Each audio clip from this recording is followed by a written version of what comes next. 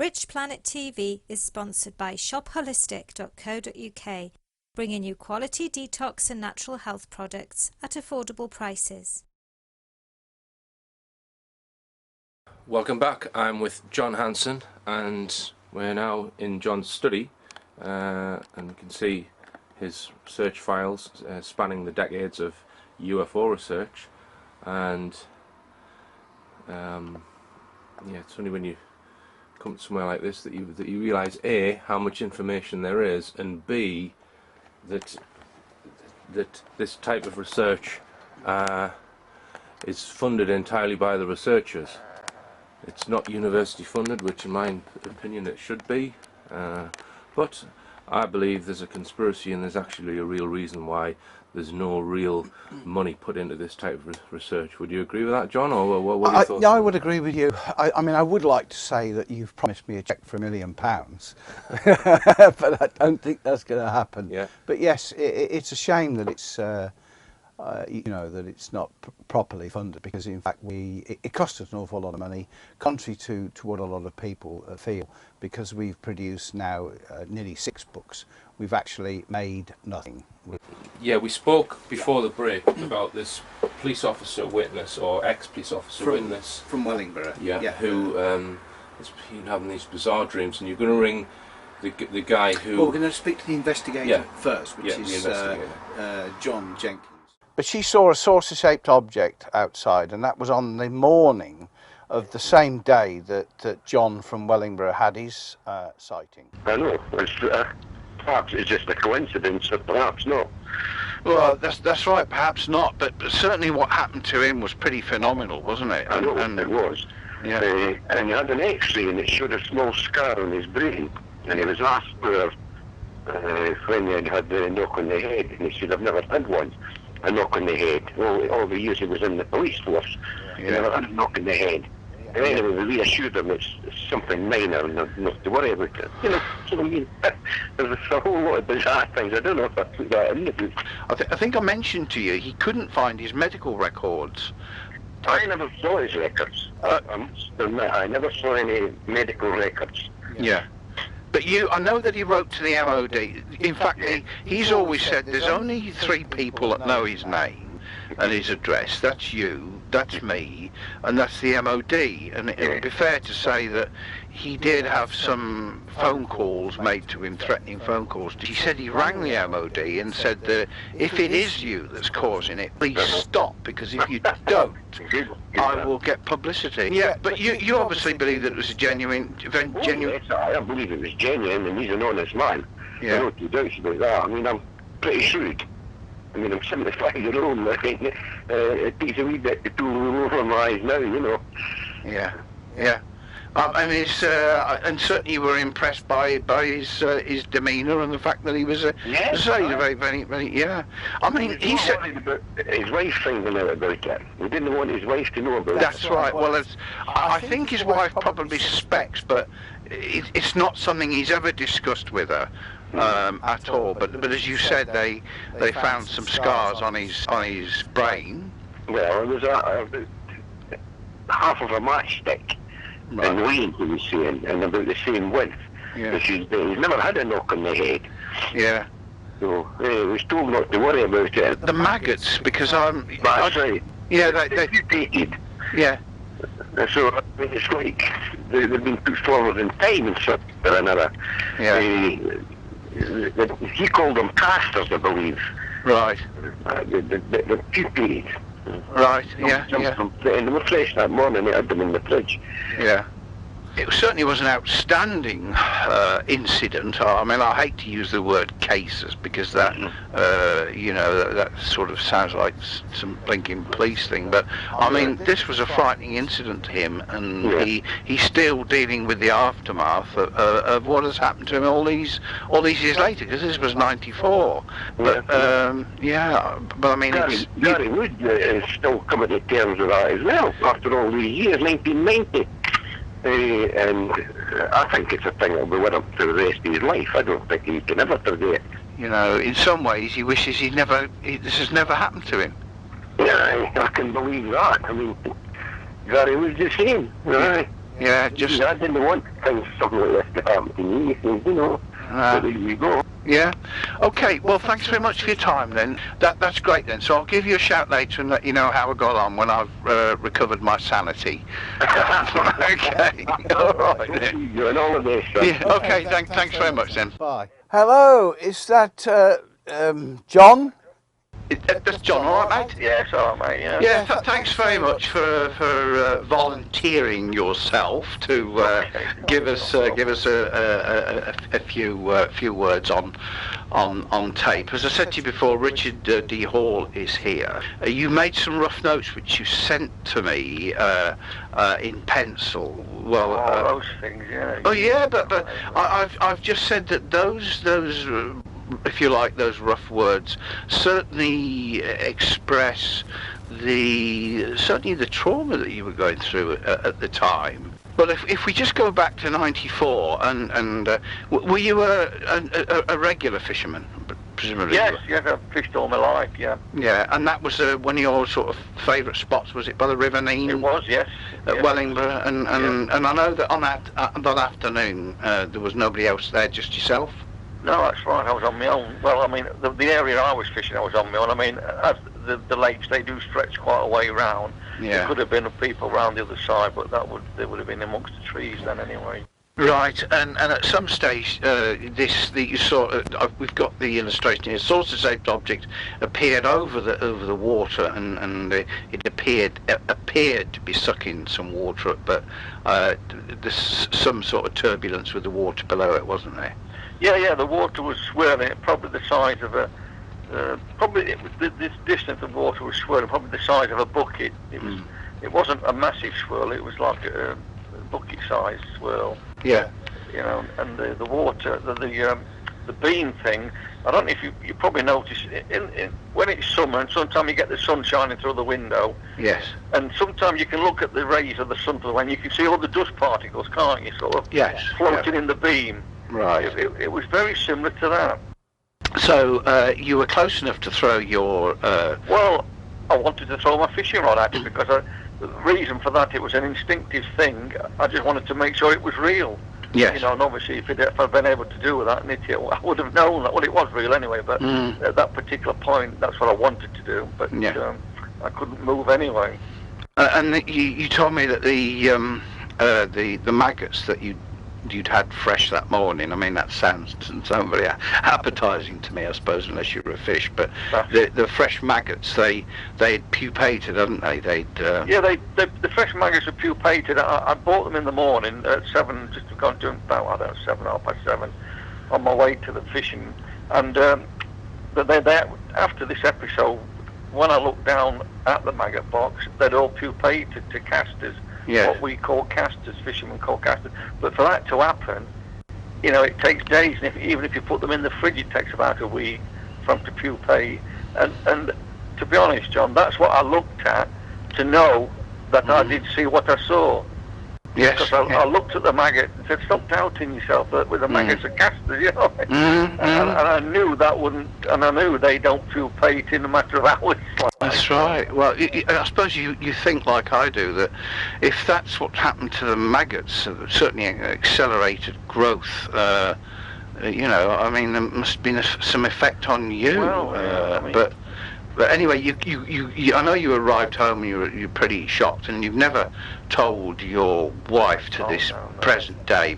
As a man, you didn't feel you wanted to tell your wife what you'd seen, otherwise, you know, I'm not saying I would have been ridiculed by her, but it's just you just don't. Well, I didn't. No, that's fine. Yeah, and then after that, you certainly your health deteriorated because you were getting nosebleeds, you were getting violent headaches. I was, yeah. Apparently, they put them down, the headaches, to migraines after a while. Right. Then I had some tests done and all kinds of stuff. Then they stopped for a while, and they started. Anyway, the end outcome was I had a EEG, then I had to have a scan, and on the scan apparently there was a scar on the lower left lobar region of the brain, about ½ inch long, about as thick as a matchstick. And the doctor asked me if I'd ever been hit on the head, you know, and I hadn't. So you know, and he said, well, it's strange because the two organs in the body which don't heal, and that's the brain and the heart. So I said to him, well, what does that mean then? If if it don't heal, he said, it won't deteriorate, but it just won't heal. Yeah. Because the brain doesn't heal once the brain's damaged. It stays damaged. You know. Yeah, there must be occasional times when you think, oh, what the bloody hell was that I saw? But you were sufficiently curious enough to try and get hold of a copy of your scan from the hospital, and you told me that it had gone AWOL, it wasn't there anymore. That's right, yeah, I asked for access for the scan. I wanted a copy of it. And they said, well, you know, first off, you know, you get the thing about, well, we can't find it, can you call back in a couple of hours, this sort of stuff. Well, you know, which I got, and I did, but apparently they still couldn't find it. So then I said, well, I mean, you know, apart from a paper copy, you will have it on computer, won't you? And she said, yes. So I said, well, you know, can't you run me a copy off of that? And she said, well, yes. And then, she said, I'll call you back, I don't know, 20 minutes. She said, she called me back in 20 minutes and said she couldn't... And which hospital was that, John? It was Oxford. Radcliffe. Oh, Radcliffe, yeah. And they couldn't, it wasn't on the computer either. Your records are gone from the doctors, Yeah, that's right. There was no record then at the doctors about the scan I had at all. It's really, really mysterious, yeah. First off, I thought, you know, well, you know, we know people make mistakes, you know, and all that. But you and I have an idea of where some of your medical records, but as far as the hospital, the doctors are concerned, they have no records there, do they? They don't. No. And I even went to a solicitor, you know, just in case they were pulling the wool over my eyes, but I'd tell him, you know, and he'll go away. But even when the solicitor wrote, they wrote back to the solicitor with the same information.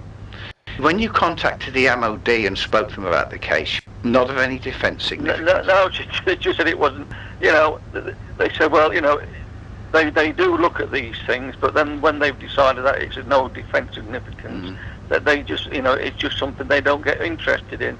But like I said to her, because I remember it was a woman, but like I said to her, I said, well, if there are no defence significance, then I'd be bloody worried then. I said, if these are coming into the country, wherever they're coming from, and nobody knows what they're up to or what they're about, and there are no defence significance, and it's strange, I said, and yet if an aircraft penetrates British airspace, I said, you know, you send fighters up to escort it away, and you know it's another plane. And, But anyway, she was just saying, well, you know, that we know they're not a threat to this country, so, you know, obviously they don't take action. Right. Or a bit weak, like, because how can you say something's no threat if you don't know what it is? But since all that, and then, you know, I've thought about a lot of stuff, and I'm absolutely certain they know about these things. What, the MOD? Yeah, I'm absolutely certain now they know about them. The thing I saw, it was massive as regards, you know, something flying into the air without being picked up. There's no way things like that, you know, with the satellite stuff we've got today in technology, that could have got through and nobody knows about it. You know, I firmly believe now that they are aware of these things.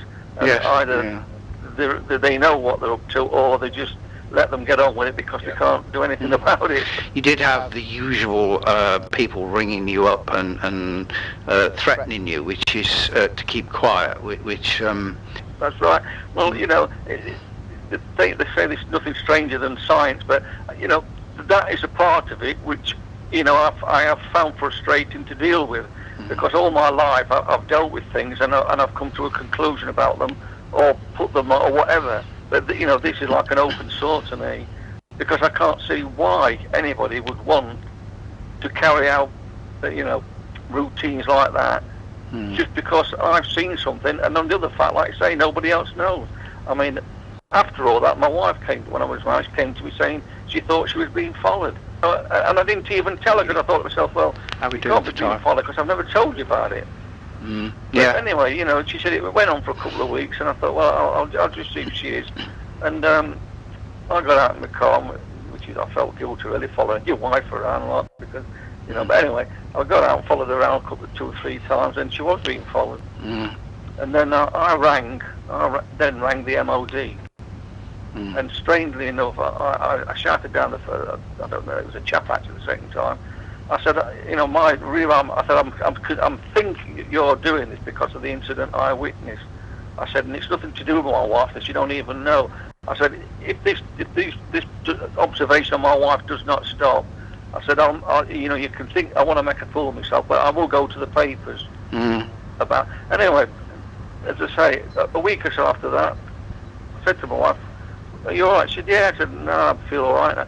And it had stopped. See, when you witness something, it sets you thinking. You think about all kinds of stuff, and I can't see no sense or reason to it.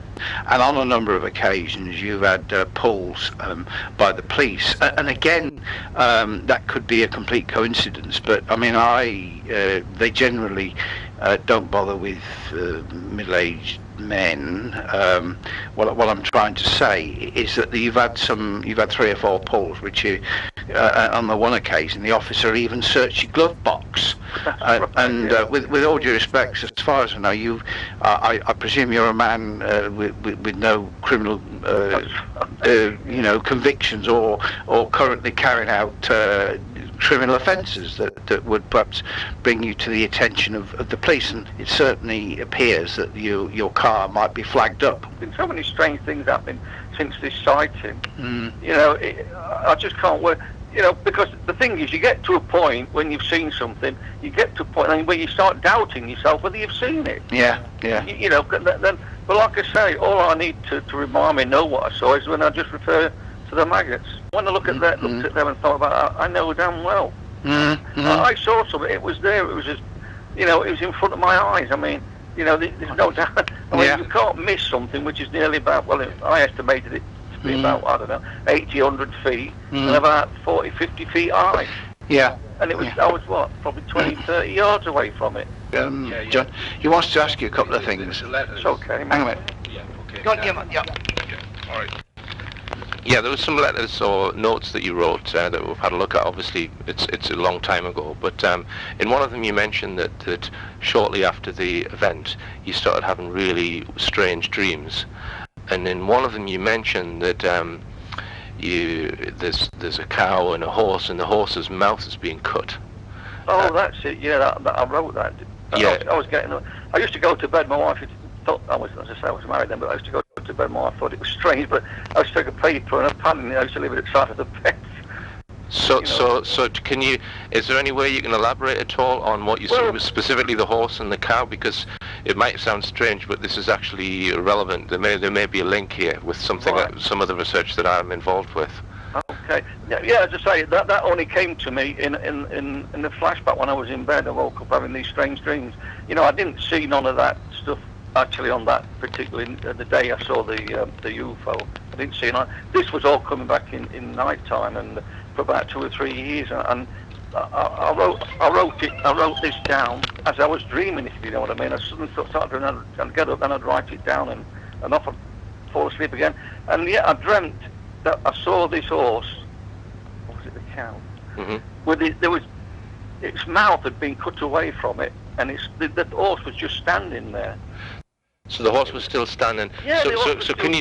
I know it sounds a little bit gory, but can you elaborate on the phrase "its mouth had been cut away"? Can you describe it in any way? Well, all I can say was